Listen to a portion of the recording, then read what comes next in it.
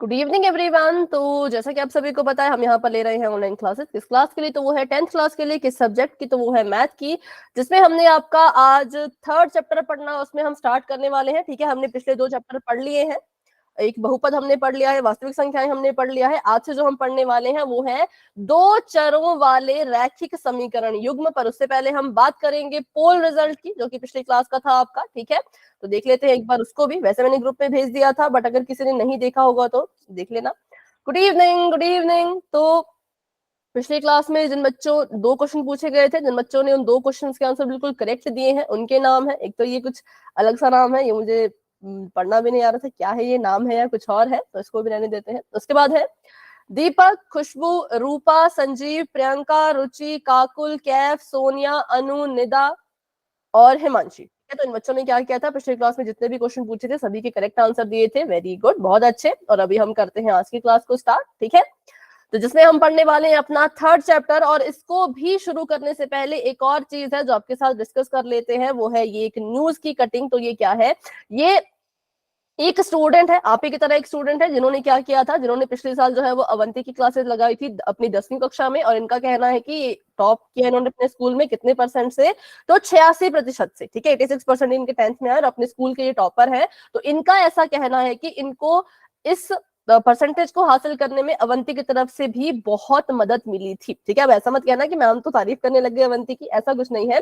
ये सब बस हम आपके साथ एक रियल किस्सा शेयर कर रहे हैं, आपको ये मोटिवेट करने के लिए कि बच्चों ये भी आप ही की तरह एक स्टूडेंट थी और इन्होंने भी क्लासेस को अच्छे से अटेंड किया, लाइव क्लास को अटेंड किया। वही चीज जैसा आपने कहा कि यूट्यूब पे पढ़ते हैं, रिकॉर्डिंग देखते हैं तो डाउट नहीं पूछ पाते, तो वही चीज है कि इन्होंने भी लाइव जो है वो क्लासेस अटेंड की, जो भी डाउट थे वो शायद क्लियर किए अपने। ठीक है, और उसके बाद काफी अच्छे इनके मार्क्स रहे। और इन्होंने फिर अपने बारे में बताया है कि इनको बास्केटबॉल खेलना पसंद है, उसमें भी इनकी रुचि है। अपने फादर के बारे में बताया, अपनी माता के बारे में बताया, और इनका एक छोटा भाई भी है जो इस साल अवंती की क्लासेस ले रहा है। ठीक है, और इनका नाम है शिखा, गाँव नलवा से है ये। और बस ये इनका मानना था कि अवंती क्लासेस से इनको काफी मदद मिली है। तो ये बस आप सभी को मोटिवेट करने का एक जरिया है कि अगर ये कर सकती हैं, ये भी तो एक स्टूडेंट है, ये भी तो आप ही की तरह है, तो अगर ये कर सकते हैं बच्चों तो आप भी कर सकते हो। ठीक है, गुड क्लासेस इवनिंग। लगाया करो। Good evening, good evening. Classes लगाया करो, डाउट होता है तो पूछा करो, जो भी डाउट है भाई पूछा करो, ताकि ज्यादा से ज्यादा फायदा उठाइए क्लासेस का, ताकि आपको जो है वो एनुअल एग्जाम में इसकी हेल्प मिले। ठीक है, चलो तो अभी बढ़ते हैं आगे और करते हैं आज की क्लास को स्टार्ट। तो जैसा कि आपको पता है कि इसका नाम है 2 चरों वाले रैखिक समीकरण। मतलब इसमें क्या क्या चीजें होंगी इसके नाम से ही वो पता हमें चल रहा है, जो हम आगे डिस्कस करेंगे। सबसे पहले यहाँ पे आपको बताया जा रहा है इसका व्यापक रूप, मतलब इसको मानक रूप भी कहते हैं। ठीक है, उससे पहले आपसे एक सवाल पूछा गया है कि 5x जमा 8, इसको आप क्या कहोगे, ये क्या है? मैम एक चर वाला उसको क्या कहते थे? देखो बहुत पहले पढ़ा था, बहुपद की रैखिक स्टार्टिंग। युग्म। नहीं, रैखिक युग्म तो नहीं है। देखो, अगर यहाँ पे सिर्फ संख्या होती है 15 जमा 8, तो इसको हम कहते हैं अंक गणित व्यंजक। ठीक है, और इसको क्या कहोगे? एक चर वाले रैखिक समीकरण। ये समीकरण नहीं है। अभी देखो, अभी इससे देखो, सिर्फ अगर संख्या होती थी ना तो हम कहते थे अंक गणित व्यंजक। व्यंजक के नाम से भी नहीं याद आया? सोचो। ये स्टार्टिंग में पढ़ाया था। हाँ, तो याद करने की कोशिश करो, क्या कहेंगे इसको? अंकों से बना है तो अंक गणित व्यंजक कहते हैं, लेकिन यहाँ पे मैम अंक। बहुपद ऐसा कुछ था, बहुपद। ठीक है, एक आंसर आया पर जो चर, अचर और उनके बीच हुई संक्रिया से बनता है उसको हम क्या कहते थे, कैसा व्यंजक कहते थे? रैखिक रैखिक नहीं, चलो मैं बता देती हूँ, उसको हम कहते थे बीजीय व्यंजक। अभी याद आया? बताओ। Yes ma'am. सभी को याद आया? सभी बच्चे बताओ, वाई टाइप करो। Yes ma'am. जब चर, अचर और संक्रिया हो, ठीक है, जैसे चर हो गया हमारा x, अचर 5 और 8, और संक्रिया हो गई जमा का निशान, तो इस तरह की चीजों को हम कहते थे बीजीय व्यंजक। फिर बीजीय व्यंजक के ही आगे को एक और चीज निकल के आई, बीजीय व्यंजक से एक और चीज निकल के आई, वो चीज क्या थी? वो थी बहुपद। बीजीय व्यंजक में कुछ नहीं चाहिए होता। बीजे व्यंजक इतना सिंपल था, बीजे व्यंजक ने बस हमें इतना कहा था कि चर लेके आओ, अचर लेके आओ, संक्रिया लगा दो, मैं उसको बीजे व्यंजक बोल दूंगा। लेकिन बहुपद ने एक शर्त रखी थी कि चर अचर तो लेकर के आना है, लेकिन साथ में जो चर की घात होगी वो कैसी होनी चाहिए? पूर्ण संख्या। पूर्ण संख्या। और यहाँ पर हमने देखा कि हमारा जो ये जो भी लिखा गया है, ये जो यहाँ पे हमने बीजे व्यंजक लिखा है, इसकी जो चर की घात है वो एक पूर्ण संख्या है, तो इसलिए इसको हम क्या कह सकते हैं? इसको हम एक बहुपद का नाम दे सकते हैं। ठीक है, तो असल में ये क्या है? ये बीजे व्यंजक भी है, और ये बीजे व्यंजक से आगे अगर बढ़े तो इसको बहुपद भी कह सकते हैं। और आगे बढ़ते हैं, इसको बहुपद कह लिया। अब इसी में क्या किया मैंने? इसी में बराबर है का निशान और 0 लिख दिया। अब ये क्या बन गया? माइक ऑफ रखो भी। मेरा सवाल फिर से सुनिए। 5x जमा 8 जब तक था 5/8। 5/8 क्या बेटा? अच्छा मैम इसका आंसर। आंसर नहीं पूछ रही हूँ मैं, पता, हाँ क्वेश्चन रिपीट करती हूँ। 5x जमा 8 को हम बहुपद कहते हैं, ठीक है। मैंने 5x जमा 8 में बराबर है का निशान लगाया और उसके आगे मैंने 0 लगाया, तो अब इसको क्या कहोगे? समीकरण। नहीं, बीजे व्यंजक नहीं कहेंगे, समीकरण। बिल्कुल करेक्ट है। समीकरण क्यों कहेंगे? क्योंकि हमें पता है कि जब हम किसी बहुपद के आगे या किसी बीजे व्यंजक के आगे क्या करते हैं, बराबर है 0 का निशान या बराबर है का निशान लगा लेते हैं, तो वो समीकरण बन जाता है। समीकरण में यही तो खास चीज है कि समीकरण के पास हमेशा इक्वल टू का साइन होता है। इसको हम कैसे याद रख सकते हैं? तो इसका इंग्लिश में देखो, इंग्लिश में समीकरण को कहते हैं इक्वेशन। इक्वेशन का मतलब जहां पे भी इक्वल टू का साइन आ जाए उसे इक्वेशन कहेंगे। हिंदी में कहते हैं समीकरण। तो जहां पे भी समता का निशान मतलब बराबर का निशान आ जाए उसको समीकरण कहते हैं। तो जो ऊपर वाली चीज थी इसको बहुपद कहेंगे, और जो नीचे वाली चीज है इसको हम कहेंगे समीकरण। ठीक है, तो समीकरण के पास 3 चीजें होती हैं। पहली होती है लेफ्ट हैंड साइड, दूसरी होती है राइट हैंड साइड, और उन दोनों के बीच में होता है बराबर का निशान। ठीक है, चलो अब आगे बढ़ते हैं। ये हमने सीख लिया। समीकरण में किसी को कोई दिक्कत नहीं है शायद, अगर होगी तो भाई पूछ लेना खुद से। ठीक है, अपने आप पूछ लीजिएगा। अब एक और यहाँ पे चीज लिखी गई है, और आपसे जो है वो 3 सवाल पूछे गए हैं, तो आपने इन तीनों का जवाब देना है। पहला सवाल है कि क्या ये एक समीकरण है? क्या इसको आप समीकरण कह सकते हो? Yes sir. Yes sir, I mean ma'am. हाँ ठीक है। इसको हम क्या कहेंगे? इसको हम समीकरण कह सकते हैं। ठीक है, अब इसमें देखो और मुझे बताओ कि इसमें चरों की संख्या कितनी है? मैम 2। 2। 5। नहीं बेटा, चर चर होते हैं जो, सॉरी 2। हाँ चर होते हैं जो इंग्लिश के होते हैं, तो वो 2 है। कौन कौन से है भाई? ये बताओ कौन कौन से? X y. 5x 4y। Ma'am x और y। नहीं, 5x नहीं होगा अभी, सिर्फ x और y। ठीक है, x और y। चर जो हो, हाँ जो चर होते हैं वो इंग्लिश के अल्फाबेट्स होते हैं। कौन है वो? एक x है, एक y है। तो दूसरे सवाल का आंसर भी दे दिया। तीसरा क्वेश्चन है कि चरों की अधिकतम घात कितनी है? 1। बिल्कुल ठीक है, x की घात भी 1, y की घात भी 1, तो हम कहेंगे चरों की अधिकतम घात जो है वो 1 है। चाहे x की देख लो चाहे y की देख लो, दोनों की जो है वो 1 1 है। तो बस ये 3 सवाल आपने हमेशा खुद से पूछने हैं जब भी किसकी बात हो रही होगी, जब भी 2 चर वाले रैखिक समीकरण की बात हो रही होगी। पहली चीज तो ये चेक करना है बच्चों कि क्या वो चीज समीकरण है। हमने कहा हाँ ये समीकरण था, और 2 चर वाला समीकरण है। 2 चर वाला लिखा है ना ऊपर, देखो इसकी हेडिंग में लिखा है 2 चर वाले रैखिक समीकरण। तो क्या इसमें 2 चर है? तो हमने कहा हाँ इसमें 2 चर है, और चरों की अधिकतम घात अगर 1 है तो उस समीकरण को रैखिक समीकरण कहा जाता है। ये हमने पिछले चैप्टर में पढ़ा था कि अगर घात 1 होती है तो उस बहुपद को कहते हैं रैखिक बहुपद, और अगर समीकरण की घात 1 है तो उसको हम कहेंगे रैखिक समीकरण। तो जिस भी समीकरण में ये 3 चीजें होंगी उसको हम 2 घात वाला रैखिक समीकरण कह सकते हैं। पहली चीज वो समीकरण हो, दूसरी चीज उसमें 2 चर हो, 2 से ज्यादा नहीं 2 से कम नहीं, 2 चर होने ही चाहिए। ठीक है, और सबसे बड़ी घात कितनी हो? 1 हो। तो उसको हम कहेंगे कि ये जो है ये 2 चर वाला रैखिक समीकरण है। अभी किसी को डाउट है किसी भी चीज में तो पूछ लो। चरों में डाउट हो, रैखिक समीकरण में डाउट हो तो पूछ लो, समीकरण में डाउट हो अगर नहीं है तो वाई टाइप कर लीजिए ताकि हम आगे बढ़ सके। डाउट है तो भाई माइक ऑन करो और पूछ लो जहां पे भी डाउट है।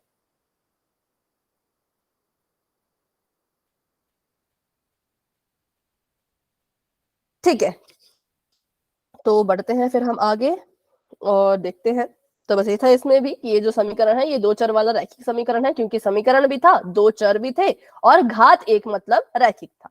ठीक है, अब हम बात करते हैं इसके व्यापक रूप के बारे में, जिसको हम मानक रूप भी कहते थे। जैसे हमने द्विघात बहुपद का मानक रूप बताया था, कौन बताएगा भाई द्विघात बहुपद का मानक रूप? पिछली क्लास में पढ़ा था, उससे पिछली क्लास में बहुत बार पढ़ा है। द्विघात समीकरण का मानक रूप किसी को भी याद हो तो बता दो। समीकरण नहीं, द्विघात बहुपद का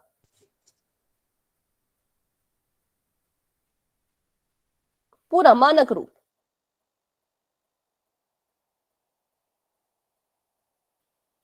ax² plus bx plus c।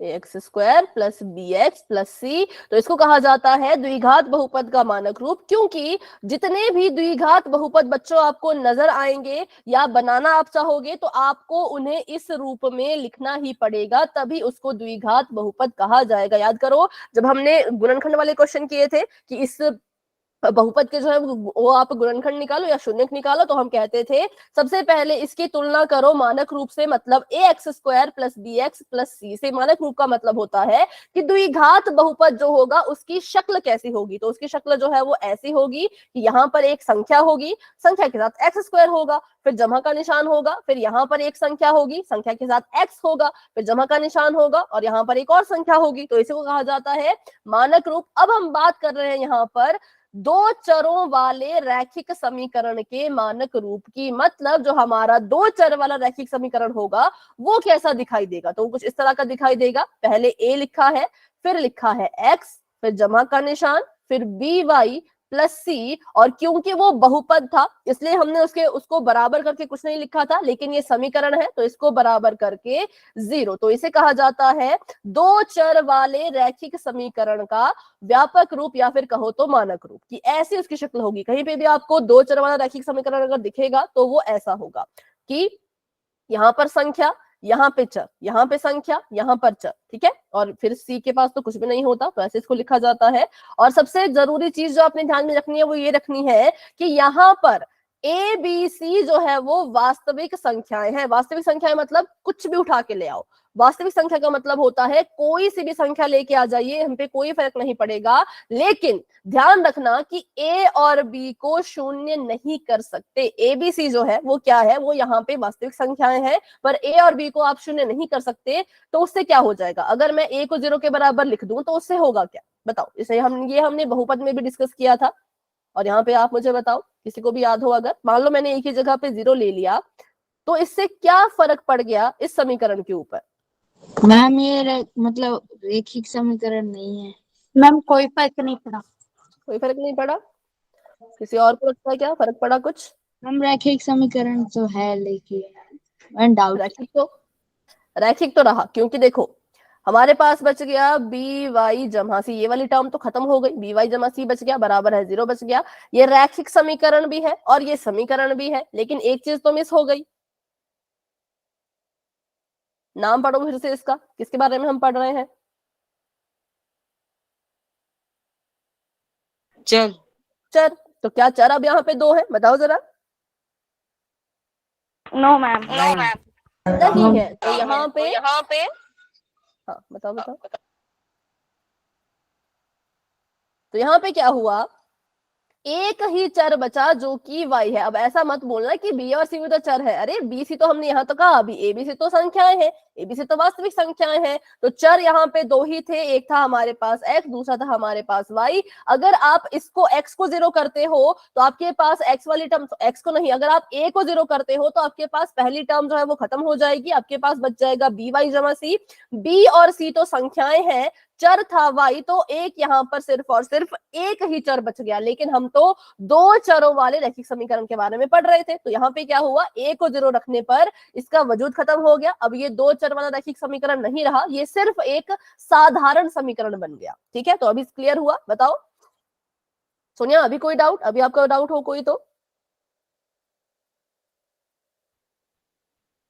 कोई डाउट नहीं है? तो चलिए फिर आगे बढ़ते हैं। तो इसका मानक रूप याद रख लेना, ax जमा by जमा c बराबर है 0। इसको लिख लो क्योंकि इस पर आधारित क्वेश्चन आएंगे, यहाँ पे भी आएंगे और पेपर में तो आते ही आते हैं। ठीक है, चलिए लिख लिया है अगर तो y टाइप कर दो, ax plus by plus c बराबर है 0। और इसके आगे एक और चीज लिख लो, एक और चीज इसके सामने लिख लो ऐसे करके, जहां पर a और b को आप 0 नहीं लिख सकते, मतलब a b is not equal to 0, a और b को 0 नहीं लिखना है। अगर लिख लोगे तो फिर वो दो चर वाला रैखिक समीकरण नहीं रहेगा। ठीक है, चलिए आगे बढ़ते हैं।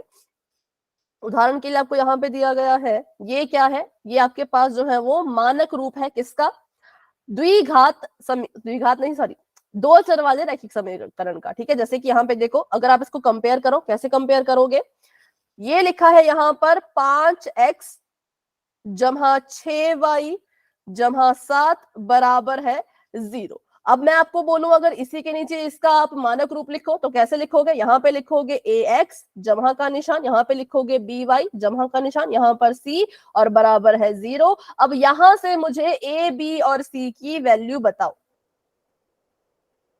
मैम a की वैल्यू मैम, 5 है, ये b की 5 वैल्यू 6 है और c की वैल्यू 7 है। Yes ma'am.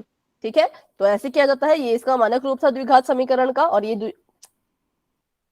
द्विघात समीकरण ना, मतलब द्विघात बहुपद बोल बोल के अब वही मुंह में बैठ गया। ठीक है, दो चर वाले रैखिक समीकरण का ये मानक रूप है। ठीक है, और जो ऊपर लिखा है ये इसका उदाहरण है। तो अब आपको दिख रहा होगा कि यहाँ पे जो a b c थे वो चर नहीं थे, वो संख्याएं थी, a 5 b 6 और c 7। ठीक है, अब उसी तरह से अगर हम कंपेयर करें अगले वाले सवाल को, जो है माइनस का 2x जमा 8y जमा माइनस का 10। ठीक है, इसको मैं लिख लेती हूँ, आपने इसको भी कंपेयर करना है और मुझे बतानी है एबीसी की वैल्यू। माइनस का 2x जमा 8y माइनस 10 बराबर है 0। स्क्रीन रुक गई है।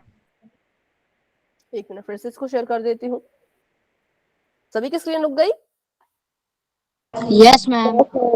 ठीक है, अभी नजर आ जाएगी। Yes ma'am. ठीक है, हाँ अभी देखो। यस मैम आ गई। तो अभी मैंने यहाँ पे नया समीकरण लिख लिया है, दो चर वाला रैखिक समीकरण लिख लिया है। अब मुझे बताओ एबीसी की वैल्यू। मैम a की वैल्यू -3 है और b की वैल्यू 8 है और c की वैल्यू -10 है। तो 8 है और मैम 10 की वैल्यू -10 है। ठीक है, सभी को क्लियर हुआ? तो बस यही था इसमें, कैसे कंपेयर करते हैं और कैसे लिखते हैं। अब आपके सामने एक सवाल है, इस सवाल को सॉल्व करने की कोशिश करो। आपको यहाँ पे लिखा है 8 बराबर है 2x जमा 3y। ये कह रहे हैं कि इस दो चर वाले रैखिक समीकरण को इसके मानक रूप में लिख के बताइए। ठीक है, तो इसको इसके मानक रूप में लिखो और मुझे बताओ क्या आपका आंसर आएगा। मैम a तो 2 हो जाएगा और मैम b 3 हो जाएगा और c 8 हो जाएगा। -8 हाँ यस मैम माइनस का ठीक है, सबसे पहले तो क्या करो, 2x + 3y - 8। सबसे पहले हम क्या करेंगे, इसका मानक रूप या व्यापक रूप लिख लेते हैं, जो कि होता है ax plus by plus c बराबर है 0। अब हमने इसको चेंज करना है, तो हमने देखा कि ax तो 2x है और by जो है वो 3y है, c की वैल्यू नहीं मिल रही थी, तो हमने क्या करना था, इसको बस रीअरेंज करना था, मतलब जगह बदलनी थी। तो इसको पहले यहाँ पे मैंने फिर से लिख दिया, 8 बराबर है 2x जमा 3y। तो हमने क्या करना है, हमें जो है वो बराबर है की तरफ को 0 चाहिए, मतलब बराबर है कि एक तरफ हमें कुछ भी नहीं चाहिए। जैसे यहाँ पे बराबर है कि एक तरफ 8 है ना, तो हमें यहाँ पे 0 लाना है। 0 कब आएगा, जब 8 को उठा करके उधर भेज दोगे तब। तो हमने क्या किया, 2x को ऐसे का ऐसा रखा, 3y को ऐसे का ऐसा रखा और इस 8 को यहाँ से उठा करके यहाँ पर भेज दिया। 8 यहाँ पे जमा का है, वहां जाएगा तो माइनस का बन जाएगा, और बराबर है कि इस तरफ क्या बच गया, 8 तो परे चला गया, तो यहाँ पे क्या बच गया, 0 बच गया। ठीक है, तो हम क्या करेंगे, अब इसको फिर से रीअरेंज करके लिखो, क्योंकि 0 जो है वो इस तरफ लिखा जाता है। तो अपने इस समीकरण को उठाओ और दोबारा से लिखो। तो पहले लिखी जाएगी x वाली टर्म, मतलब पहले लिखेंगे 2x, फिर जमा का निशान, फिर लिखी जाएगी y वाली टर्म, मतलब 3y और माइनस का 8 और बराबर है 0। बराबर है 0 लगाना मत भूलना, नहीं तो ये आपका दो चर वाला बहुपद कहलाएगा, समीकरण नहीं बनेगा। सभी को समझ आया, क्या लगाना जरूरी है, बराबर है का निशान। ठीक है, तो बस ये था इसमें। सभी को इसमें किसी को डाउट है तो पूछ लो, क्योंकि ऐसे क्वेश्चन फिर हम पोल में करेंगे। क्लियर हुआ? Yes ma'am. चलो तो आगे बढ़ते हैं। तो हमने इसको लिख लिया था। अब इसको भी लिख के बताओ। ये है वर्गमूल 5x बराबर है 3y जमा 7। मैम स्क्रीन रुक गया। नहीं अभी तो ठीक चल रहा है, बट बाकी बच्चों को भी रुकी क्या? मैम चल रहा है। ठीक है, पर एक बार फिर से यहाँ पे रीशेयर, हाँ रीशेयर कर देती हूँ, बस 1 मिनट, ठीक है, उसके बाद बताना। चलो, तो इसको भी इसके मानक रूप में लिखिए। पहले तो इसका मानक रूप लिखिए, फिर आपने एबीसी की वैल्यू बतानी है, ठीक है। पहले इसका मानक रूप लिख लो अच्छे से, फिर एबीसी की वैल्यू बताना मुझे। मम्मी ए की वैल्यू √5 हो जाएगा, बी की वैल्यू 3 और सी की वैल्यू -7। सी की वैल्यू -7, पर बी की वैल्यू सिर्फ 3 क्यों? नो नो मैम, बी की वैल्यू मैम -3 होगी। बिल्कुल ठीक है। तो पहले इसके मानक रूप में लिखते हैं, फिर कंपेयर करेंगे। देखो, पहले मानक रूप में लिखना जरूरी है, बाद में कंपेयर करेंगे। तो पहले अगर मैं बोलूं और इसको मानक, मैम स्क्रीन नहीं दिख रही। तो यहाँ से तो स्क्रीन पर ठीक चल रही है, बाकी बच्चों को नजर आ रही है ना? Yes ma'am. Ma'am yes ma'am. ठीक है। जिनको स्क्रीन में दिक्कत है या वॉइस में दिक्कत है, वो एक बार क्लास को लेफ्ट करके फिर से ज्वाइन करो, ठीक है। कभी कभी नेटवर्क का इशू भी होता है, तो अपना डेटा भी ऑफ करके ऑन करो, ठीक है। चलो, तो पहले इसको इसके मानक रूप में लिखते हैं। इसको हम लिखेंगे वर्गमूल 5x ऐसे का ऐसा, फिर y वाली टर्म लेके आनी है। तो y तो बराबर है कि उस तरफ था, उस तरफ तो हमें कुछ नहीं चाहिए, तो इसको उठा करके यहाँ लेके आओ। तो यहाँ पे लेके आए तो ये आ गया -3y, और 7 को भी उठा के लेके आए तो ये आ गया -7, और बराबर है में 0। अब यहाँ पे बात करें तो हमने इसको इसके मानक रूप में लिख लिया है, चाहे तो इसको कंपेयर कर लो। ax आ गया, फिर by आ गया, फिर c आ गया, फिर 0 आ गया, ठीक है, बीच में जमा का निशान। अब एबीसी की वैल्यू लिखनी है, तो ए की जगह पे हमें दिख रहा है कि वर्गमूल का 5 है। बी की वैल्यू लिखनी है, तो बी की जगह पे हमें दिख रहा है कि -3 है। और सी की वैल्यू लिखनी है, तो सी की वैल्यू जो है वो -7 है, ठीक है। तो ऐसे सवाल पोल में करोगे जिसमें बस मानक रूप में लिखना है और एबीसी बताना है। करोगे ऐसे questions? Yes ma'am. Yes ma'am. Yes ma'am. ठीक है, ठीक है। तो अभी करते हैं एक सवाल जिससे मुझे पता चल जाएगा कितने बच्चों Yes, को ma'am. क्लियर है और कितने बच्चे अभी भी डाउट में है, ठीक है। तो अभी के लिए चैट हो चुकी है ऑफ, और बढ़ते हैं अपने क्वेश्चन की तरफ। क्वेश्चन आप सभी के सामने ये है। पहली बात तो ये है कि माइक ऑन करके कोई नहीं बताएंगे, अपना अपना सभी ने सॉल्व करना है और पोल में आंसर देना है। तो अभी 4 बराबर है 5x - 3y को ax plus by plus c बराबर है 0 के रूप में लिखो, और c की वैल्यू बताओ। मतलब इसको इसके मानक रूप में लिखो और c की जो है वो वैल्यू आपने बतानी है। तो इसका आंसर देना है पोल में, जो कि आपको अभी नजर आएगा थोड़ी देर में, ठीक है।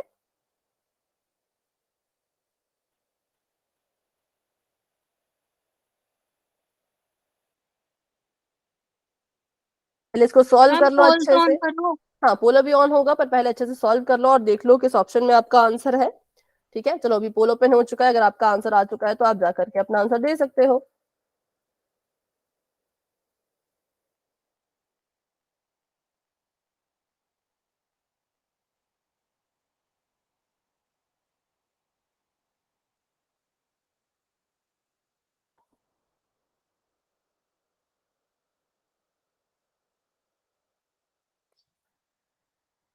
सभी कोशिश करेंगे, सभी कोशिश करेंगे। सी की वैल्यू आपने बतानी है। पहले इसको इसके मानक रूप में लिखो, उसके बाद सी की वैल्यू बतानी है। पहले मानक रूप में अगर नहीं लिखोगे तो फिर सी गलत आएगा, ठीक है। इसलिए पहले मानक रूप में लिखना जरूरी है, उसके बाद बताना कि सी की जगह पे कौन आ रहा है, ठीक है। तो वेरी गुड भाई, 20 बच्चे क्लास में हैं। 20 में से जो है वो 15 बच्चों ने आंसर दे दिया है। अभी 21 बच्चे क्लास में, 21 में से 15 बच्चों के आंसर आ चुके हैं, और 6 बच्चे अभी भी रहते हैं, तो वो भी आंसर करेंगे पोल में। अगर किसी को नहीं पता कि पोल कहाँ है तो भाई पूछ लो।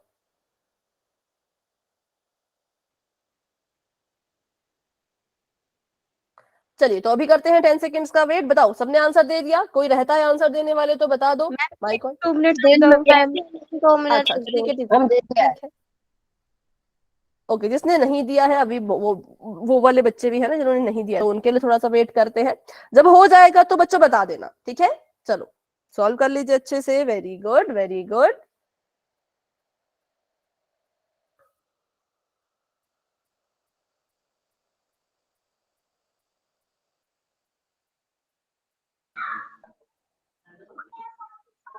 माइक ऑफ कर दो अभी के लिए बेटा। चलो 19 बच्चों के आंसर्स आ चुके हैं। हाँ, बाकी बच्चे भी बताएंगे। 20 बच्चों के आंसर्स आ चुके हैं। शाबाश, बहुत अच्छा कर रहे हो, बहुत बढ़िया कर रहे हो।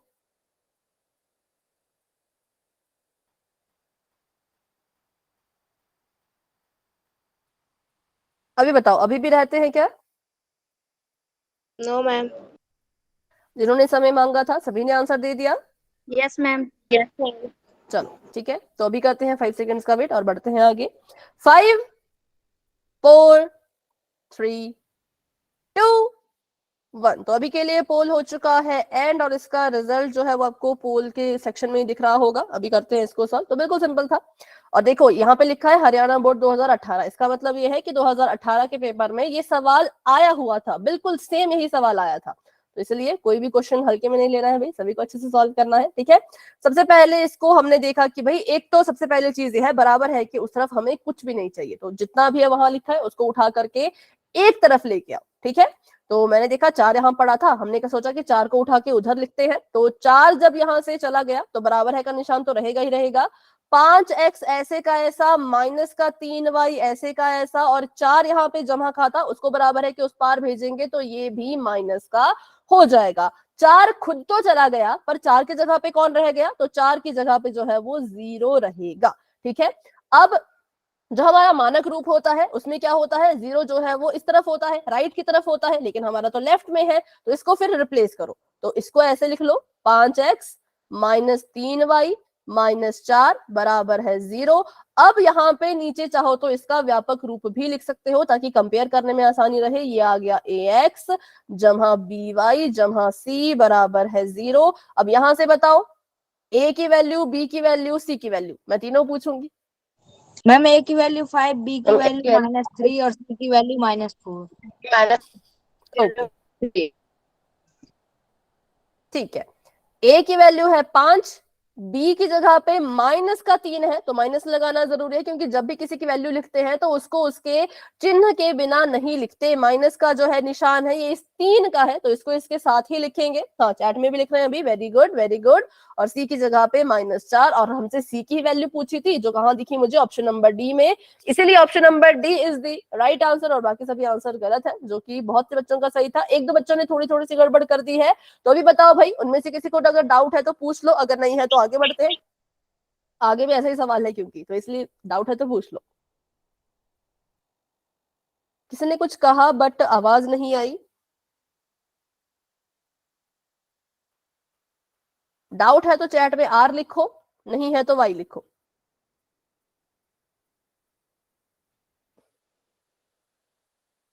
ठीक है, तो कर लेते हैं एक और क्वेश्चन, पोल में ही करेंगे। तो अभी के लिए मैंने चैट को ऑफ कर दिया है, बढ़ते हैं अपने सवाल की तरफ। तो सवाल आप सभी के सामने बच्चों ये है, आपको यहाँ पे कहा है कि 2x बराबर है 7y माइनस का 9। 2x बराबर है 7y माइनस 9, इसको भी इसके मानक रूप में लिखो। ठीक है, जो होता है ax plus by plus c बराबर है 0, इस रूप में लिखो। और वैल्यू बताओ किसकी, तो a की भी बतानी है, b की भी बतानी है और c की भी बतानी है। बस साइन का ध्यान रखना, ठीक है, साइन में गड़बड़ मत करना भाई, साइन का ध्यान रखोगे अच्छे से तो आंसर बिल्कुल करेक्ट आएगा। आंसर देना है पोल में, जो कि बस अभी ओपन होने ही वाला है। चलो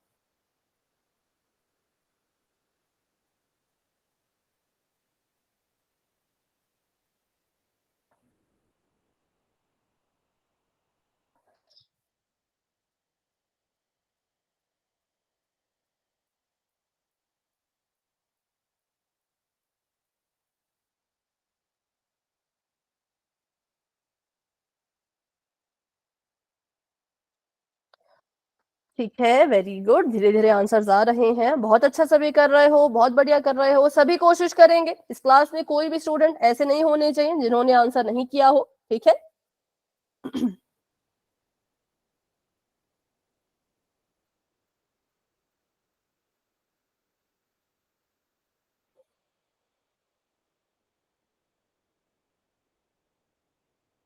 मैम जी इसमें तीनों की वैल्यू बतानी है। हाँ, तीनों की। ऑप्शन में देखो तीनों की लिखी है, ए की भी, बी की भी, सी की भी।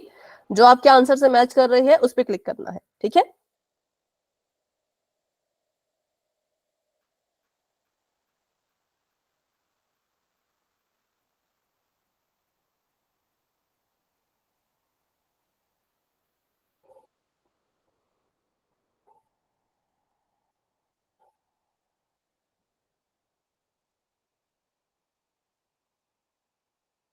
बारह बच्चों के आंसर्स आ चुके हैं, वेरी गुड। बाकी बच्चे भी कोशिश कीजिए।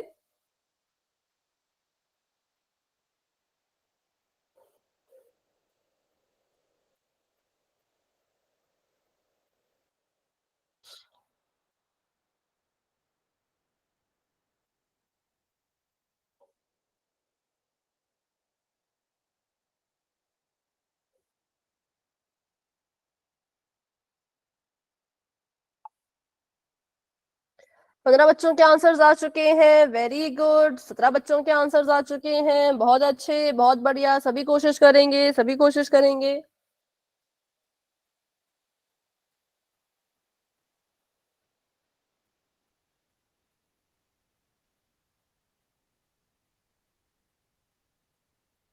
ठीक है, चलो अभी बताओ भाई, किसी को और समय चाहिए कि इसको सॉल्व करने के लिए? वो माइक ऑन करके यस बोलेंगे।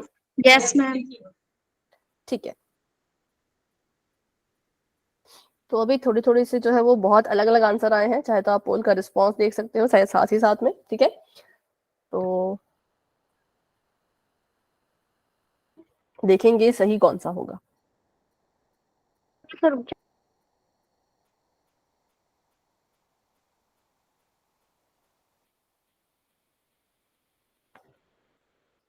आंसर दे दिया? यस तो भी मैम। माइक ऑन किया था, सबने दे दिया। अभी कृष्णा कर रहे हैं शायद, कृष्णा जब हो जाएगा तो बता देना, ठीक है।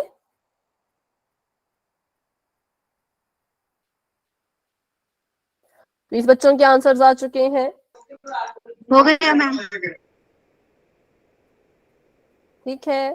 तो चलो अभी करते हैं 10 सेकंड्स का वेट और बढ़ते हैं आगे। तो 10, 9, 8, 7, 6, 5, 4, 3, 2, 1। तो अभी के लिए पोल हो चुका है एंड, और इसका जो रिजल्ट है वो आप पोल सेक्शन में जाके देख सकते हो। अब देखो तो इतने अलग अलग आंसर्स आए हैं, ठीक है। तो पहले तो इसको शुरू करते हैं सॉल्व करना। सबसे पहले हमें पता है कि भी मानक रूप क्या होता है, हमें बस बराबर है कि जो है वो इस तरफ कुछ नहीं चाहिए, वो उसको लिख लेते हैं, ठीक है। तो यहाँ पर अगर इसको सॉल्व करें तो 2x यहाँ पर ऐसे कैसा रहेगा, और ये सारी चीजें यहाँ से उठ के इधर आएंगी, ठीक है। 2x को मैंने यहाँ पे यहाँ ऐसे कैसा रखा, और 7y और माइनस के 9 को उठा के यहाँ लाया। तो जब 7y आएगा तो यहाँ पे 7y जमा का है, यहाँ आएगा तो माइनस का बन जाएगा। और माइनस के 9 को जब बराबर है कि इस तरफ लेके आए तो माइनस का जो 9 है वो माइनस का है, यहाँ आएगा तो जमा का बन जाएगा, ठीक है। तो ये हमारे पास एक समीकरण सा बन गया, और इसके बराबर है में क्या रहेगा, तो इसके बराबर है में 0 रहेगा। तो यहां से हमने अब कंपेयर करना था और अपना आंसर जो है वो देना था। सबसे पहले तो हमारा समीकरण बनना 2x माइनस 7y जमा 9। सबसे पहले मुझे ये बताओ किस किस का समीकरण ऐसा बना है, किसका किसका नहीं बना है? मैम मेरा बना है सेम। हाँ, और किसका नहीं बना वो भी बताओ। मेरा। कहाँ पे गलती हुई है, कैसे आपने किया?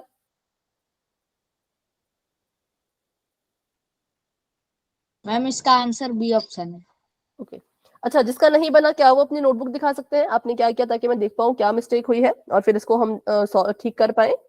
कोई भी जिसका भी समीकरण ऐसा नहीं बना है, ठीक है। ओके, जिसका ठीक है वो नहीं, जिसका ठीक नहीं है वो बताओ। अच्छा, इतना बता दो कि आपने 7y और 9 को उठा के इस तरफ लाया था या 2x को उधर ले गए थे? मैम 2x को उधर ले गए थे। चलो ठीक है, तो इस तरीके से भी देख लेते हैं कि क्या आंसर आना चाहिए। अगर हम 2x को उठा करके लेके जाएं तो उसमें थोड़ा सा एक चीज थी जो चेंज हो जाती है, ठीक है। मान लो मैंने यहाँ पे लिखा था 2x बराबर है 7y माइनस 9, ठीक है। अब हमने क्या किया, तो 2x को उठाया और उस तरफ ले गए। तो मैं अगर इसको यहाँ पे लिखूं तो ये बन जाएगा माइनस का 2x। 7y जो है वो जमा का ही रहेगा, क्योंकि 7y थोड़ी भी ना उसने जगह चेंज की है, वो तो जमा का है, तो इसका निशान आप नहीं बदल सकते। ये बन गया 7y और ये बन गया 9 और बराबर है हमें 0। अब बराबर है हमें जो है वो इस लेफ्ट की तरफ नहीं चाहिए, राइट की तरफ चाहिए, तो फिर लिख लो इसको। ये आ गया माइनस का 2x जमा का 7y और माइनस का 9 बराबर है 0। अब इस केस में क्या होता है, इस केस में हमें जो है वो माइनस को कॉमन लेना पड़ता है। क्या करना पड़ता है? कॉमन लेना पड़ता है, क्योंकि हम चाहते हैं कि हमारी जो पहली टर्म है, मतलब ये जो हमारा माइनस का 2 है ना, हमारी जो टर्म है जिसको हम कहते हैं a, वो नेगेटिव ना रहे, ऐसा हम चाहते हैं। ठीक है, तो इसको ठीक करने के लिए क्या किया जाता है, यहां से माइनस की गुणा कर देते हैं हम अंदर। ठीक है, इस माइनस को हटाना है अगर, तो क्या करो, इस माइनस की जो है वो गुणा कर दो। हाँ, ये वाला कंसेप्ट आपको नहीं पता था तो अभी के लिए कोई बात नहीं, जिसका भी गलत हुआ पर अभी सीख लो। ठीक है, जिसको भी नहीं पता था अभी सीख लो इसको, ये भी जरूरी है क्योंकि बहुत क्वेश्चन में काम आएगा। सबसे पहले अगर तो आपने 2x को उठा करके वहां लेके गए तो हुआ क्या, 2x आपका नेगेटिव आ गया। क्यों नेगेटिव आ गया? क्योंकि यहाँ पे ये जमा का है, बराबर है कि उस तरफ लेके जाओगे तो ऑब्वियस सी बात है माइनस बन जाएगा।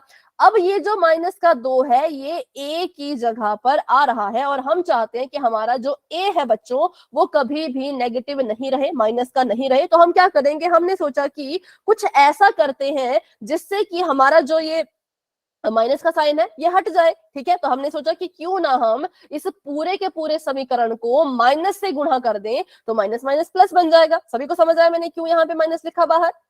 बताओ, डाउट है तो भी पूछ लो, डाउट नहीं रखना है कोई भी मन में। ठीक है, अब बात ऐसी होती है कि अगर मैं इसको लेफ्ट हैंड साइड कहते हैं ना, इसको हम कहते हैं लेफ्ट हैंड साइड, अगर मैंने लेफ्ट हैंड साइड में माइनस से गुणा करी है तो मुझे राइट हैंड साइड में भी माइनस की गुणा करनी पड़ेगी, लेकिन यहाँ पे तो 0 है। अब 0 को माइनस का लिखो प्लस का लिखो कोई फर्क नहीं पड़ता, इसलिए मैं इसको 0 ही लिख रही हूँ। ठीक है, फिर से रिपीट करती हूँ, मैंने यहाँ पे लेफ्ट हैंड साइड में माइनस की गुणा की तो मुझे राइट हैंड साइड में भी माइनस की गुणा करनी पड़ेगी, लेकिन जब 0 से माइनस की गुणा करेंगे तो 0 ही आएगा, क्योंकि 0 ना तो पॉजिटिव होता ना तो नेगेटिव होता, इसलिए इसको मैं यहाँ पर सिर्फ 0 ही लिख रही हूं। अब इसको गुणा कर दो। अब जब गुणा करोगे तो कितना आ जाएगा, माइनस माइनस प्लस, तो ये आ गया प्लस का 2x। अब इस माइनस ने 7 के साथ गुणा करी तो ये आ गया माइनस का 7y, और इस माइनस ने 9 के साथ भी गुणा करी तो माइनस माइनस प्लस 9, तब भी हमारा जो आंसर है सेम ही आ रहा है। देखो यहाँ पर है ना, अब हमारे जो समीकरण है दोनों के दोनों वो सेम आ रहे हैं। तो ये थी वो छोटी सी बात जो आपने ध्यान में रखनी है कि आपका a कभी भी नेगेटिव नहीं होना चाहिए। अगर आपका a नेगेटिव आ रहा है तो वह क्या करो, पूरे के पूरे समीकरण को माइनस से गुणा करवा दो। ठीक है, अभी बताओ, अभी किसी को कोई doubt? No ma'am. No doubt ma'am. दोनों तरीके से आंसर सेम आया है। हाँ, अब निकालते हैं एबीसी की वैल्यू। तो बताओ a कितना, b कितना और c कितना? मैम a की वैल्यू 2 है और b और माइनस b की 7 और वैल्यू c प्लस 9 और 9 है c की वैल्यू। ठीक है, और ये किस ऑप्शन में है? तो ये है हमारे ऑप्शन नंबर बी में, तो इसलिए option number b is the right answer. ठीक है, लेकिन अभी फिर से मैं कह रही हूँ कोई बात नहीं भाई, जिनका भी गलत हुआ है उसमें कोई बड़ी बात नहीं है, सही गलत चलता रहता है, पर ये चीज समझना जरूरी है। अगर अभी भी ये चीज समझ नहीं आई, फिर से सीखना चाहते हो तो फिर से पूछ लो, लेकिन डाउट मन में नहीं रखना है। क्लियर हो गया है तो फिर से वही चीज वाई टाइप करो, अगर रिपीट करवाना चाहते हो तो आर लिखो, सिंपल। जिसको समझ आ गया वाई लिखेंगे। हाँ ये बताओ। माइनस से ना मल्टीप्लाई करके एक बार वापस से बस दिखा दो, वैसे तो मतलब समझ में आ गए पर मैंने ना कंफ्यूज हो गई थोड़ी सी। हाँ कोई बात नहीं, कोई बात नहीं, बिल्कुल बताएंगे इसको। ठीक है, तो अब इसको मैं मिटाती हूँ यहाँ पर, यहां से आगे जब माइनस से गुणा करी तब। ठीक है, अच्छा माइनस से गुणा क्यों की ये पता चल गया, क्यों माइनस से गुणा कर रहे हैं बताओ? यस मैम, ताकि a जो है हमारा माइनस का ना आए। ना है, ठीक है चलो। तो हमने माइनस से गुणा कर, अब ऐसा नहीं होता ना कि आप सिर्फ इसको एक माइनस से गुणा कर दो, ऐसा तो कोई रूल नहीं है। अगर आप गुणा कर रहे हो, है ना, अगर गुणा कर रहे हो तो फिर सबसे करो। तो जब हमने इस माइनस की गुणा इस माइनस से की तो माइनस माइनस प्लस आ गया, तो 2 का जो चिन्ह है वो जमा का बन गया। अब उसको लिखो ना लिखो हमारी मर्जी, है ना। फिर हमने इसी माइनस की गुणा अब इससे करनी है, तो यहाँ पे प्लस माइनस कितना आ जाएगा बताओ? प्लस माइनस माइनस, ठीक है। 7 से पहले, है ना, 7 से पहले का जो चिन्ह है वो माइनस का आया। क्यों आया? क्योंकि इस माइनस ने जब इस जमा से गुणा की तो माइनस प्लस को माइनस ही आंसर आता है। फिर इसने जो है वो अभी आगे भी गुणा करनी है, इस माइनस ने अब इस 9 के माइनस चिन्ह से के साथ माइनस गुणा कट जाएगा की, प्लस। तो माइनस माइनस प्लस, ठीक है। तो ये हमारा मल्टीप्लाई करके आ गया। अब इसमें वही है कि ए के साथ जो जमा का निशान आया है 2 के साथ, इसको लिखो या ना लिखो कोई फर्क नहीं पड़ता, ठीक है। अभी बताओ सोनिया, अभी कोई डाउट? No ma'am. ठीक है, चलो तो अभी आगे बढ़ते हैं और देखते हैं। तो ऑप्शन नंबर बी बिल्कुल करेक्ट था, और आगे हम क्या पढ़ने वाले हैं इसके बारे में वो भी देखते हैं। अभी हमने पढ़ा कि दो चर वाले रैखिक समीकरण होते क्या हैं, उनको पहचानते कैसे हैं, वो दिखते कैसे हैं, उनको उनके मानक रूप में कैसे लिखा जाता है, और एबीसी की वैल्यू जो है वो कैसे निकाली जाती है। प्लस प्लस प्लस, हाँ ठीक है, ठीक है, प्लस माइनस माइनस, हाँ करेक्ट है, ठीक है। चलो आगे बढ़ते हैं। अब हम पढ़ेंगे दो चरों वाले रैखिक समीकरण युग्म के बारे में। युग्म का मतलब होता है पेयर। अभी तक जो हमने क्वेश्चन देखे बच्चों, ये सभी कैसे थे? ये सभी अकेले अकेले थे। यहाँ पे बस एक ही है दो चरों वाला रैखिक समीकरण, है ना। और अगर हम यहाँ पे देखें तो यहाँ पर भी एक ही है, लेकिन अब हम पढ़ेंगे युग्म। युग्म मतलब कि इनके जोड़े, इंग्लिश में बोले तो इनके पेयर। किसके? तो pair of linear equation in two variables. English में तो हमने इसको पढ़ा ही नहीं, अभी पढ़ लेती हूँ। लीनियर इक्वेशंस इन टू वेरिएबल। लीनियर इक्वेशन मतलब जिसकी घात रैखिक हो, ठीक है, इसको रैखिक। टू मतलब टू वेरिएबल मतलब दो चर, और युग्म मतलब पेयर, और इक्वेशन मतलब समीकरण, ठीक है।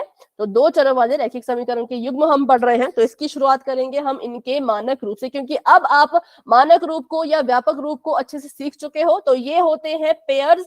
जब भी बात आएगी युग्म की तो हमेशा आपको दो समीकरण साथ में लिखे हुए मिलेंगे, ठीक है। या आपने अपनी कॉपी पे भी देखा, सॉरी कॉपी नहीं, बुक में भी देखा होगा। थर्ड चैप्टर में ऐसा है, फोर्थ में भी, फोर्थ में यस शायद मैम, नहीं है, बहुत लेकिन आसान है ये। हाँ थर्ड में ऐसा है ना। तो चलो इसको देखते हैं अभी।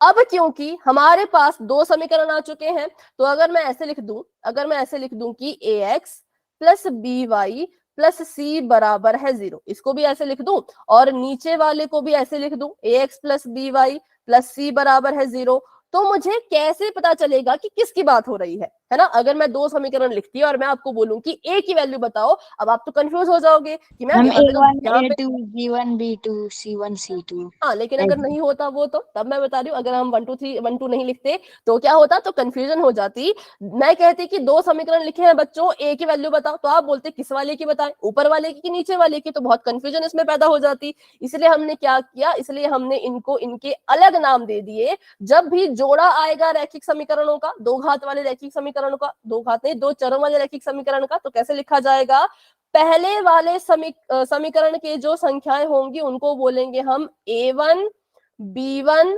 c1, क्योंकि चर तो सेम रहेंगे ना। ऊपर अगर x है तो नीचे वाले के पास भी x होगा, ऊपर अगर y है तो नीचे वाले के पास भी y होगा, ठीक है। और बराबर है 0 भी ऐसे कैसा रहेगा, तो a1x जमा b1y जमा c1 बराबर है 0, ये आपका पहला हो गया। और दूसरे को लिखेंगे हम a2 b2 c2, ठीक है। a2 के साथ कौन होगा, तो बताओ a2 के साथ कौन होगा, y होगा कि x होगा? मैम x, बिल्कुल ठीक है। जब जोड़े हैं तो जोड़े भी एक जैसे दिखने चाहिए। अगर a2 के साथ x है तो a1 के साथ भी x होगा, b1 के साथ y है तो b2 के साथ भी y होगा। तो ऐसे लिखे जाते हैं इनको, ऐसे इनको लिखा जाता है। और यहाँ पर भी वही सेम चीज कि a1 b1 a2 b2 कोई भी 0 के बराबर नहीं हो सकते। अगर ऐसा हो गया तो फिर पूरा खेल खत्म, क्योंकि फिर वो रहेंगे ही नहीं, वो दो चर वाले रैखिक समीकरण ही नहीं रहेंगे, ठीक है। तो इसलिए ध्यान रखना कि a1 b1 a2 और b2 को कभी भी 0 के बराबर मत लिखना, ठीक है। तो चलिए बढ़ते हैं आगे। ये आपको उदाहरण दिया गया है, तो ऐसे आपको जोड़े में दिखेंगे ये समीकरण। तो जैसे कि यहाँ पे है 3x जमा 2y माइनस 5 बराबर है 0, 2x माइनस 4y जमा 9 बराबर है 0। मुझे यहाँ पे आप c2 की वैल्यू बताओ, c2 कितना है? फाइन है। -5/9। नहीं, चैट में लिखो, चैट में लिखो भाई, ऐसे तो समझ नहीं आएगा। c2 कितना है, सभी बताओ। इसको मैं थोड़ा बड़ा कर लेती हूँ, चाहे तो जूम कर लेती हूँ अगर आपको नहीं नजर आ रहा हो। ओके, c2 है 9। बटे में नहीं लिखना है बेटा, बटे में कुछ भी नहीं लिखना है। वो बहुपद का था, जो आप बटे वाला कर रहे हो ना, वो हम बहुपद के केस में करते थे, वो शून्य वाला निकालने के लिए। उसको अभी भूल जाओ, अभी वो खत्म हो चुका है। c2 यहाँ पे 9 है, क्यों? क्योंकि देखो ऊपर वाला जो समीकरण है इसको हम कंपेयर करेंगे a1x जमा b1y जमा c1 के साथ बराबर है 0 इसके साथ, और नीचे वाले को कंपेयर करेंगे a2x जमा b2y जमा c2 बराबर है 0। तो c2 की जगह पे कौन आ रहा है? 9 आ रहा है, इसलिए c2 कितने के बराबर? 9 के बराबर। ठीक है, अब इसको मिटाते हैं और अभी आप मुझे बताओगे वैल्यू a1 की। मैम 3 चैट में लिखो, x नहीं आएगा बेटा, a1 में मैम सिर्फ संख्या, 3 आएगा। Only 3 only 3। अच्छा, अब अगर मैं आपको बोलूं c1 बताओ। -5 -5 बिल्कुल, माइनस का 5। अगर मैं आपको बोलूं कि b2 बताओ। मैम 4 -4 -4 हाँ, माइनस का 4। मैं बोलूं b1 बताओ। मैम 2 प्लस का 2। ठीक है, बिल्कुल बिल्कुल, चैट में भी बिल्कुल सही आंसर आ रहे हैं, माइक ऑन करके भी बिल्कुल करेक्ट बोल रहे हो, वेरी गुड। तो बस यही था इसमें, ठीक है, कि कैसे कैसे कंपेयर किया जाता है। अभी आगे बढ़ते हैं। अब आपने मुझे बताना है दो चर वाले रैखिक युग्म को पहचानो। पहले इस फर्स्ट वाले को देख लो ध्यान से, क्या ये दो चर, अभी माइक ऑफ रखो भाई, माइक ऑफ रखो सोनिया, आपका माइक ऑन है बेटा। हाँ, दो चर वाले रैखिक समीकरण युग्म, क्या ये दो चरों वाले रैखिक समीकरण युग्म बन सकते हैं? हाँ या ना? मैम ठीक है, यस मैम। बन जाएगा। क्योंकि इसमें देखो दो चर है पी क्यू और a1 b1 c1 सब कुछ है, a2 b2 c2 सब कुछ है, बराबर है का निशान भी है और साथ में उसके बाद 0 भी है। नीचे वाला बताओ, क्या ये बन सकता है? यस मैम कैसे? No ma'am, no ma'am. इसमें सोचो और बताओ। वो ए मैम, भी yes, बराबर मैम। 0, इसमें सी नहीं है ना। सी नहीं है, बट हम सी ला सकते हैं ना। मैम इसमें p का मतलब पहले वाले मैम में p आपने का कहा वैल्यू था मतलब A1 p और का जो मल्टीप्लाई B1 होता है 5 से बराबर हो रहा है, 0 नहीं तो होता। m के साथ कुछ नहीं है तो 1 के साथ मल्टीप्लाई होगा ना। ठीक है, अभी दो दो क्वेश्चन आ रहे हैं। एक आप, हाँ पहले आप बताओ, किसने भी पूछा था, ज्योति जी के नाम से जो है। मैम A1 और A2 और B1 B2 बराबर 0 नहीं हो सकता। तो 0 नहीं है ना, देखो 0 नहीं है, क्योंकि अगर a1 0 होता, मतलब अगर यहाँ पे 0 होता तो वो तो गुणा करके 0 आता है ना। तो इसका मतलब m के साथ कुछ तो है जो गुणा कर रहा है, लेकिन वो 0 के बराबर नहीं ला रहा। तो वो मैम मैं कौन है? बताऊं? हाँ, आपने बता दिया है तो पहले। ये मैम मतलब जैसे कि पहले वाले में जो है ना p मतलब p के साथ 5 है, मैम मतलब 10 को इधर मल्टीप्लाई हो रहा लेकर है, आएंगे ना m तो ना के साथ माइनस कुछ का नहीं 10 है तो होगा, फिर मतलब उसके इक्वल टू साथ में 1 0 है। हो जाएगा। ओके, एक एक करके बोलो। ठीक है, अमन का पॉइंट मुझे समझ आ गया। हाँ सोनिया, आप बोलो अभी सोनिया। मैम 10 को इस साइड लेकर आएंगे तो माइनस का 10 हो चलो। जाएगा और फिर इक्वल टू में 0 हो जाएगा, तो इस वजह से ये है। चलो, तो हमें जो है वो दोनों सोल्यूशन मिल गए।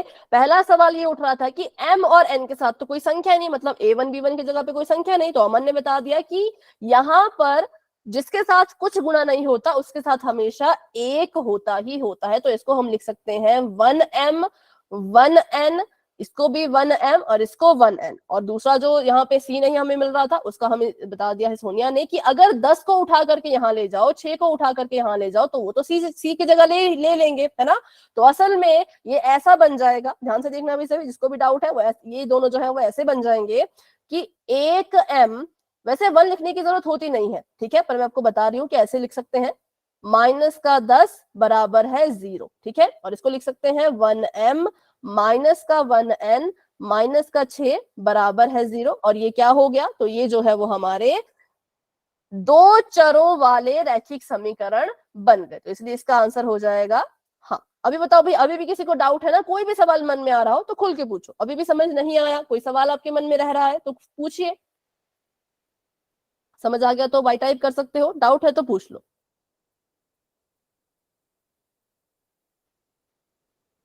चैट में वाई लिख लो अगर क्लियर है, अगर डाउट है तो माइक ऑन करके सीधा अपना सवाल पूछ लो। ठीक है, ठीक है।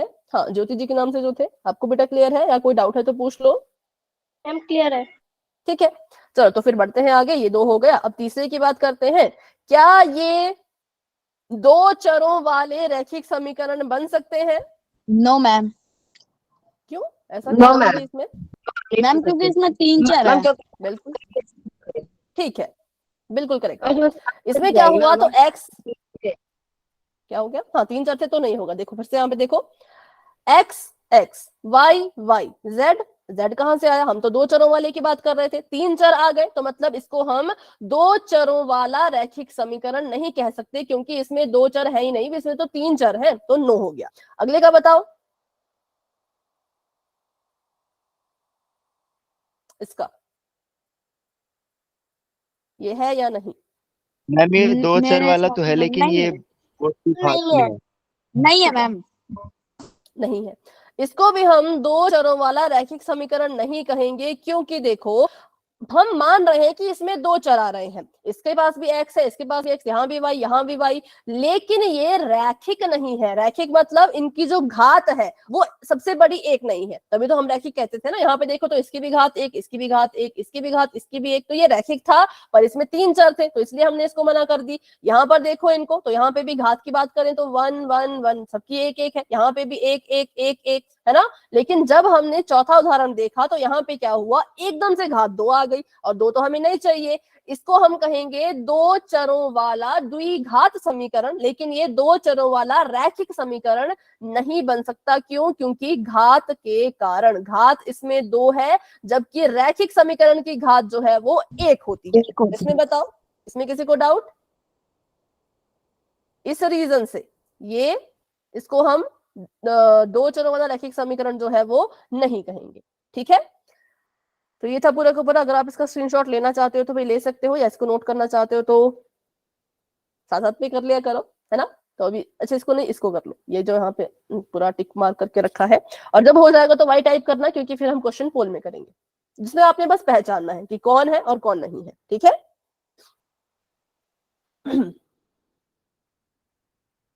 ओके ओके, और किसी का डाउट है तो पूछ लो, क्योंकि पोल में क्वेश्चन आने वाला है। ध्यान रखना उसके पास दो चर होने चाहिए, बिल्कुल दो, ना दो से ज्यादा ना दो से कम, और वो रैखिक होना चाहिए, मतलब उसकी सबसे बड़ी घात एक होनी चाहिए, और वो युग्म होना चाहिए, मतलब दो होने चाहिए। ऐसे जैसे ये दो दो के जोड़े बन रहे थे ऐसे होने चाहिए, और एबीसी की वैल्यू अगर नहीं है, ऐसे में है, तो भाई निकाल के देख लेना। ठीक है, बस इतना था, ज्यादा कुछ नहीं है। दो चर हो, रैखिक हो, और समीकरण हो, समीकरण का मतलब बराबर है का निशान हो। ठीक है, तो चलिए अभी करते हैं एक सवाल पोल में, और देखते हैं कि कितने बच्चों को क्लियर है, कितने बच्चे अभी भी थोड़े थोड़े डाउट में है।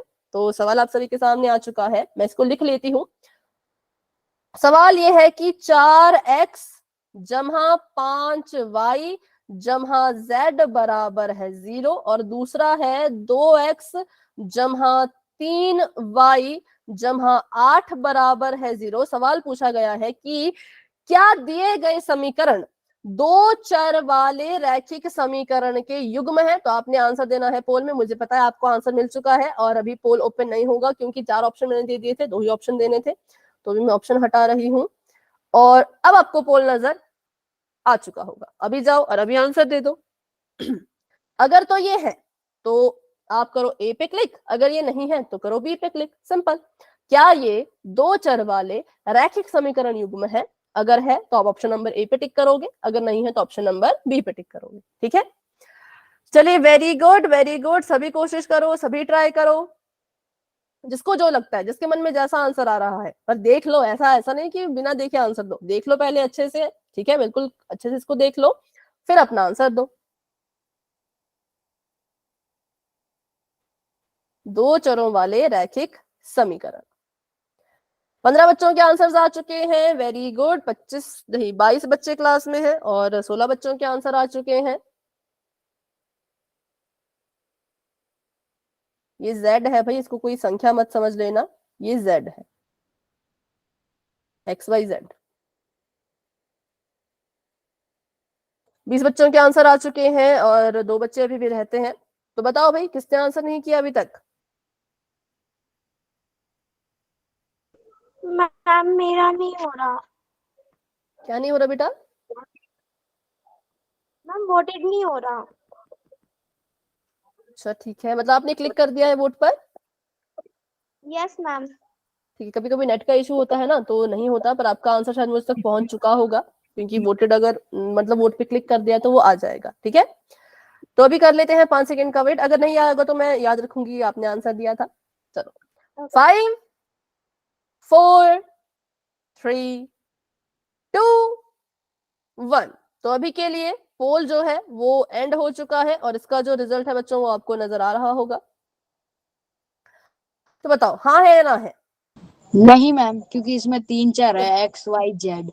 बिल्कुल, हम कहेंगे option number b correct answer है। इसको दो चर वाले रैखिक समीकरण का नाम नहीं दिया जा सकता, क्योंकि ध्यान से देखो, इसके पास x है, इसके पास x है, इसके पास y है, इसके पास y है, इसके पास z आ गया, इसके पास आ गए 3 चर और नीचे वाले के पास तो सिर्फ 2 ही चर हैं। तो हम कहेंगे कि ऐसे जो चीजें होती हैं इनको हम दो चर वाला रैखिक समीकरण नहीं कह सकते, क्योंकि चर 2 है ही नहीं भाई, चर तो 3 है। तो इसको क्या बोले, ना ये 3 का ना ये 2 का, दोनों में होना चाहिए। ऐसा मत सोचना कि इसको देख के बता दिया, तो ऐसा नहीं, दोनों में, तभी तो युग्म लिखा है, पेयर लिखा है कि दोनों को देखो और दोनों को देख के बताओ कि क्या इन दोनों को बोल पाओगे। सिर्फ एक को नहीं देखना था, दोनों को देखना था, इसलिए इसका आंसर नो है। अभी भी किसी बच्चे को डाउट है कि क्यों इसका आंसर नो है, क्योंकि 5 बच्चों ने इसको यस कहा था, तो वो 5 बच्चे अपना डाउट पूछ सकते हैं भाई फटाफट से। किसी को अगर अभी भी डाउट है कि क्यों इसको हमने मना किया, हाँ क्यों नहीं किया, तो माइक ऑन करके पूछ लो। अगर क्लियर हो गया तो फिर वाई टाइप कर दो, ठीक है। दोनों को देखना होता है, इसके पास 3 चर थे, इसके पास 2 चर थे, तो कुछ जोड़ी नहीं बनी इनकी, इसलिए हम इनको मना करेंगे, ठीक है। तो चलिए बढ़ते हैं आगे, एक और क्वेश्चन करेंगे इसी टॉपिक पर। इस टॉपिक का आखिरी क्वेश्चन होगा वो, ठीक है। तो अभी के लिए चैट मैंने कर दी है ऑफ और बढ़ते हैं अपने अगले सवाल की तरफ, उसको भी ध्यान से देखना बिल्कुल। तो क्वेश्चन आप सभी के सामने ये है बच्चों कि क्या इसको आप दो चर वाला रैखिक समीकरण कहोगे? तो पहले तो समीकरण लिख लेते हैं। इसका है 4x की घात 2 जमा 5y बराबर है 0, और दूसरा यहाँ पर है 2x जमा 3y की घात 2 जमा 8 बराबर है 0, ठीक है। सबसे पहले चीज तो ध्यान रखना कि क्या ये समीकरण है, हाँ है। क्या इसमें 2 चर है, तो खुद देखो। क्या ये रैखिक है, वो भी देखो। रैखिक का मतलब आपको पता ही है भाई क्या होता है। तो हाँ, अभी पोल ओपन होगा, बस 1 मिनट, उसमें भी 4 ऑप्शन है, तो उसके भी 2 करने पड़ेंगे।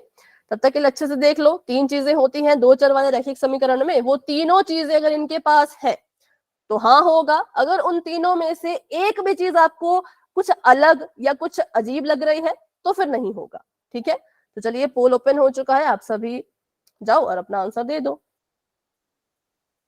2 चर वाला रैखिक समीकरण, ठीक है।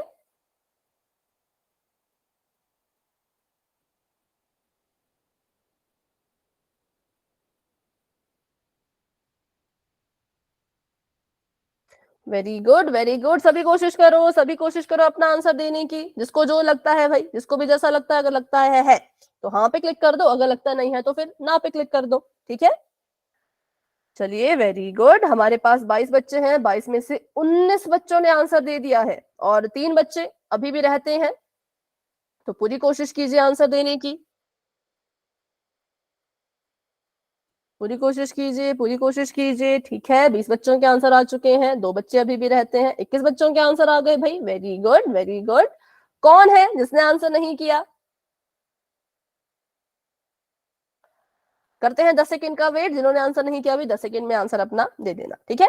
10 9 8 7 6 5 4 3 2 1। तो अभी के लिए पोल जो है बच्चों वो एंड हो चुका है, बताओ।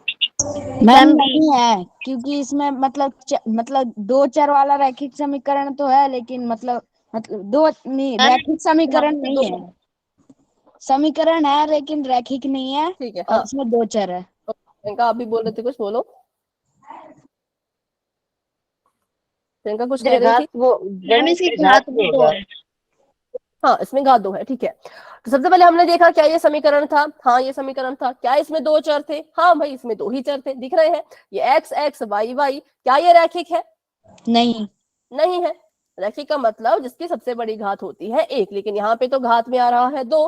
रैखिक का मतलब कि घात में 1 होना चाहिए, सबसे बड़ा 1 ही होना चाहिए, 1 से बड़ा कुछ नहीं, लेकिन यहाँ पे घात में 2 आ गया था, तो इसको हम रैखिक नहीं कह सकते। अब 3 चीजों में से इस चीज को इसने नहीं पूरा किया, तो हम कहेंगे ये इसकी पूरी की जो भी है मतलब इसकी क्वालिटीज इसमें नहीं है। ठीक है, तो इसका आंसर होगा ऑप्शन नंबर बी कि इसको हम दो चर वाले रैखिक समीकरण युग्म का नाम नहीं दे सकते, क्योंकि भाई ये रैखिक नहीं है। रैखिक मतलब घात में 1, पर इन्होंने तो अपनी घात में 2 लिख रखा है, तो इसलिए हम कहेंगे कि ये नहीं है। ठीक है, तो बस यही तक था आज की क्लास। आगे हम पढ़ेंगे इन दो चर वाले रैखिक समीकरण के ग्राफ के बारे में, जिसमें छोटे छोटे बच्चे कंफ्यूज रहते ही हैं, तो इसलिए नेक्स्ट क्लास को भी जरूर अटेंड कीजिएगा। और अभी इस क्लास में किसी का कोई भी डाउट है तो भाई क्लास में बने रहो, मुझसे पूछो, लेकिन अगर कोई डाउट नहीं है तो आप क्लास को लेफ्ट कर सकते हो।